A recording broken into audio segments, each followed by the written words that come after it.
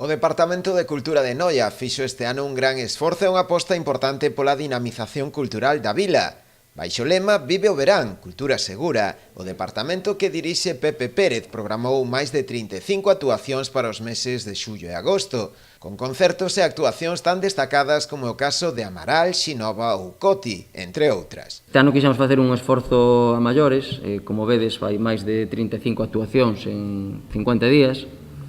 actuacións tan importantes ou tan variadas, non diría eu, como desde un concerto a nivel nacional como pode ser Amaral,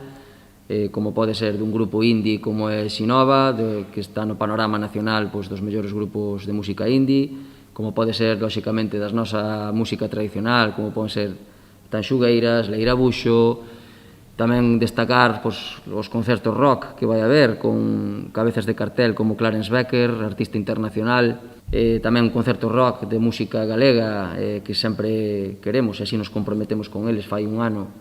como Heredeiros da Cruz. Pero non só iso, o Departamento de Cultura Noiés deseñou tamén un variado programa no que se incluirán actividades para familias, iso sen esquecer tampouco outros atractivos, como é o caso do Festival de Danza Propulsa, o certame de pintura ao aire libre Juan José Fernández Leiceaga, os festivais de Arpe e Jazz ou o encontro de bandas urbanas. A seguridade será ademais unha premisa fundamental e todos os eventos organizados serán con control de capacidade, dada a situación COVID, polo que haberá que reservar invitación con anterioridade a través do correo electrónico cultura@gmail.com. Para a nosa seguridade sigue sendo básica, como dicía antes, todas as entradas van a ser con control de aforo, todas as actuacións, por máis ou menos pequenas que sean, van a ser con control de aforo. No Facebook de Cultura é onde te podrás apuntar, cada unha xa trae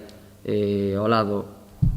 cando se empeza a inscripción é onde te podes apuntar. Ademais, toda a información e as novidades do programa estarán a disposición dos usuarios que o desexen a través das propias redes sociais do Departamento de Cultura.